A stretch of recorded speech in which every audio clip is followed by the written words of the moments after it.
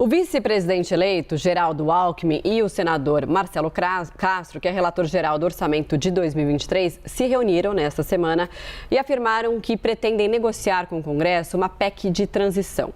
A intenção, então, é manter o pagamento do benefício de R$ 600 e um aumento real do salário mínimo. Sobre isso, a gente vai conversar agora com o Sérgio Vale, que é nosso comentarista de economia. Sérgio, muito bem-vindo. Obrigada por falar com a gente. Uma ótima tarde para você.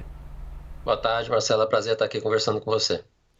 Sérgio, essas duas demandas são essenciais para a população de baixa renda, mas fora isso, além disso, esse valor que eles estão negociando, que pode ser de 100 a 200 bilhões de reais fora do teto de gastos, o que isso significa para a economia? Pois é, Marcela, a gente tem de fato nessa terça-feira o anúncio desses valores que a gente vai ter de aumento e muito provavelmente não vai ficar na casa dos 100 bilhões de reais como estava sendo prenunciado, né? Cerca de 70 bi deve ir para o Auxílio Brasil, R$ 150 adicionais por cada criança. Se você junta mais alguns programas e o próprio salário mínimo, você já chega a quase 100 bilhões.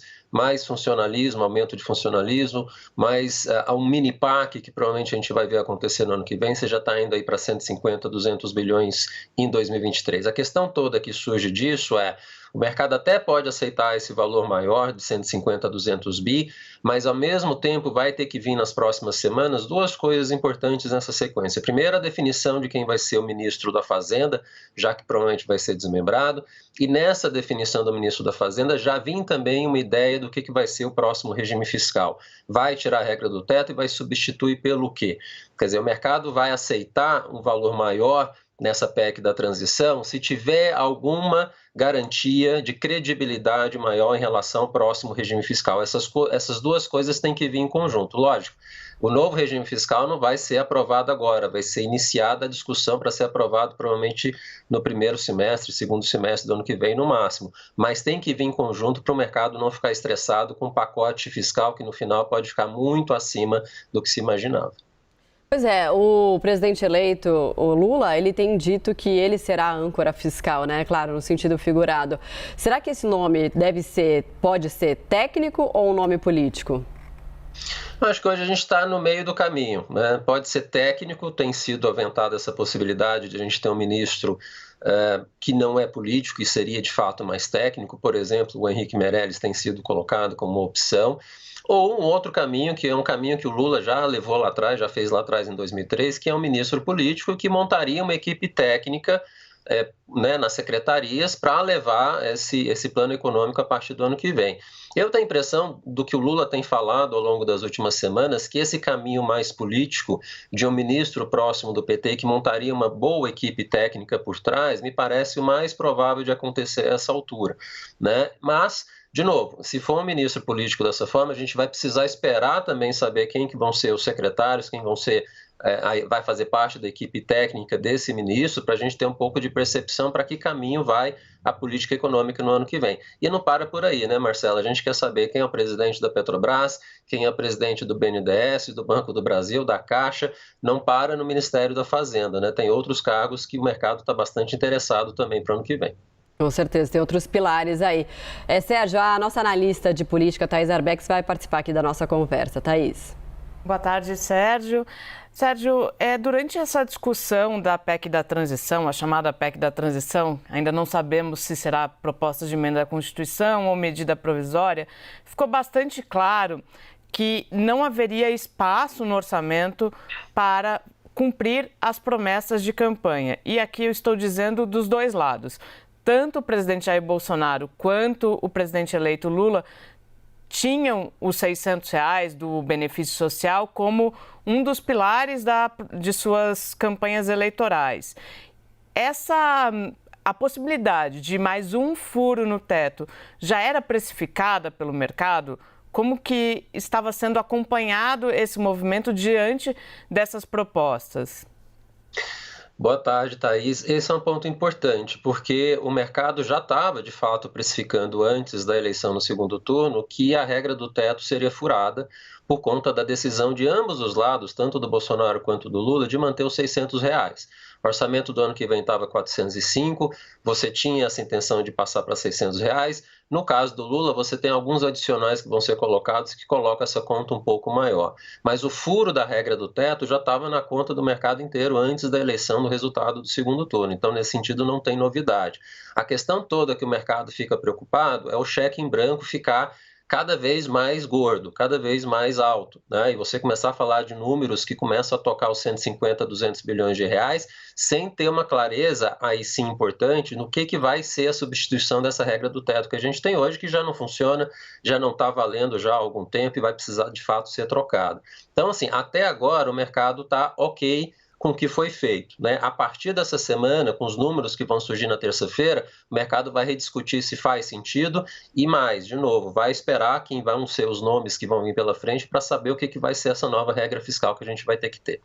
Sérgio, eu vou fazer mais uma, Marcela. Claro, fica à vontade, estamos juntas. A gente conversava há pouco sobre, muito possivelmente, ter nos próximos dias o anúncio dessa equipe de transição.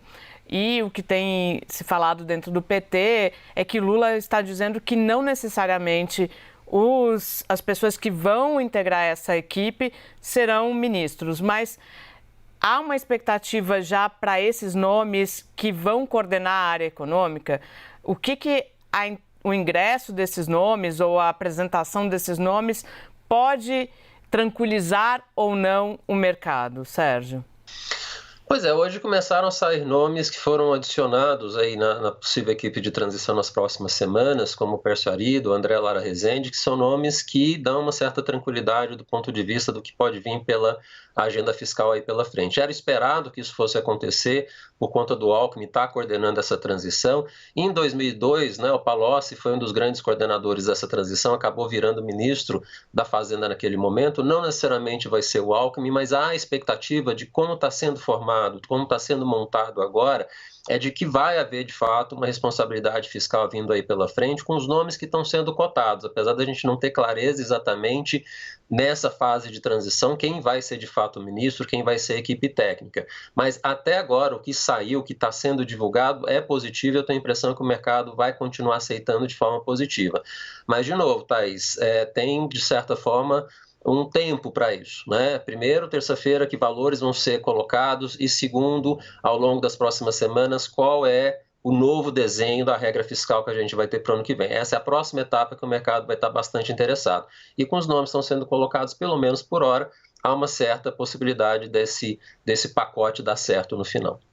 Sérgio, a presidente do PT disse, né, que o orçamento de 2023 de Bolsonaro não tem recurso previsto para merenda escolar, farmácia popular, creches e auxílio de R$600 que a gente está falando aqui. Então, são vários itens que a gente vê que são essenciais, né, várias questões que são essenciais para a população de baixa renda e que, de fato, precisam ser contemplados.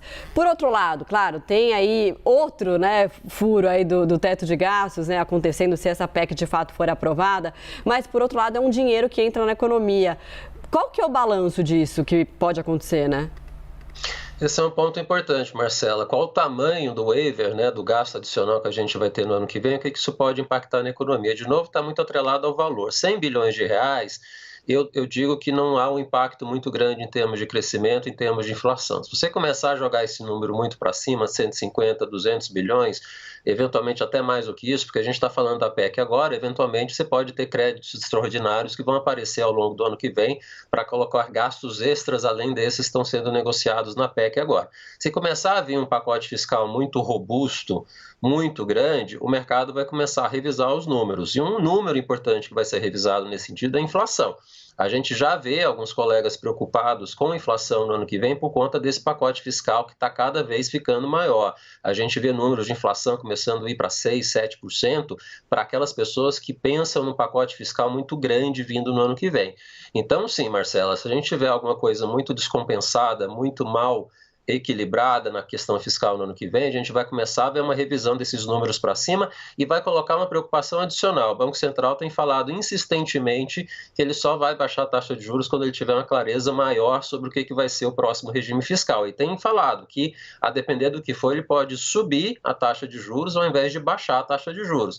Então, se a gente não tiver de fato, esse pacote fiscal bem equilibrado e um novo regime fiscal da regra do teto bem desenhado, bem feito, o Banco Central não vai se furtar de precisar aumentar a taxa de juros de novo e aumentar no final. Então, assim, tem um equilíbrio delicado aqui que a gente vai descobrir nas próximas semanas para onde que o país está indo no ano que vem. Até porque, né, Sérgio, porque se a gente for olhar, a gente viu uma melhora na situação econômica também por conta da PEC das bondades, né, que foi o incentivo aí do governo Bolsonaro aí nessa reta final das eleições, o que gerou geraram dados positivos que a gente não sabe se de fato eles são concretos, né, porque já se fala que no ano que vem esse movimento pode acabar, né, esse movimento positivo.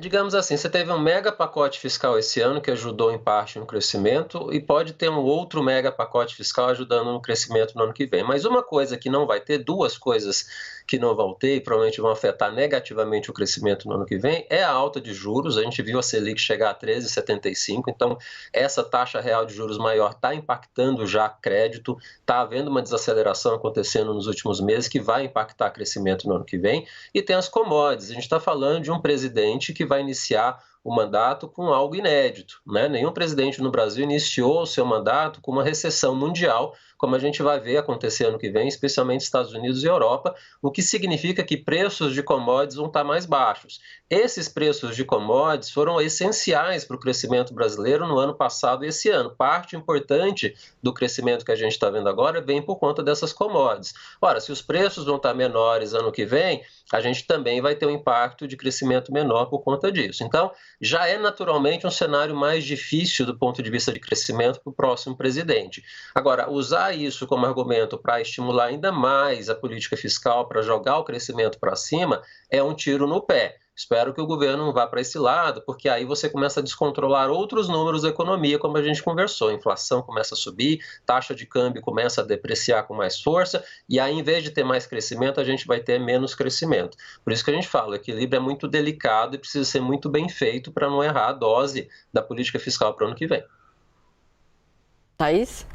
Sérgio, a gente falava há pouco sobre esse teto, o teto de gastos que acabou sendo deixado de lado, né? Durante o governo Jair Bolsonaro, se não me engano, foram 5 furos no teto, propostas que furaram o teto. Qual alternativa é possível, visto que a gente olhando no retrovisor, o teto de gastos não foi a âncora fiscal que conseguiu segurar os gastos públicos?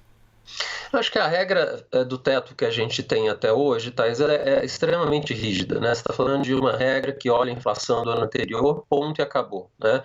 Eu acho que a gente precisa ter uma regra que seja um pouco mais flexível, por um lado, que incorpore dentro da própria regra, de uma forma mais fácil e rápida, o ciclo econômico. Então, por exemplo, se você tiver uma recessão acontecendo, você incorpora nesse sentido um aumento de gasto proporcional a essa queda de atividade que está tendo na economia. Ao mesmo tempo, seria interessante você manter essa regra um pouco mais flexível em relação ao que a gente tem hoje, mas atrelando outras regras, por exemplo, em relação à dívida. Então, se a dívida está muito elevada, você teria um gasto crescendo de uma forma menos intensa. Se a dívida está mais baixa, você poderia ter liberdade para ter um gasto um pouco maior.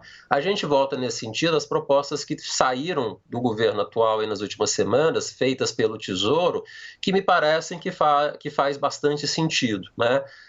Se a gente pensar que o próximo governo possa aceitar propostas deste calibre, dessa envergadura, quer dizer, que você tenha uma flexibilidade na estrutura de gastos e atrelhe a isso também a dívida, eu acho que é uma boa proposta, o mercado aceitaria e a gente vai ter que partir para essa forma.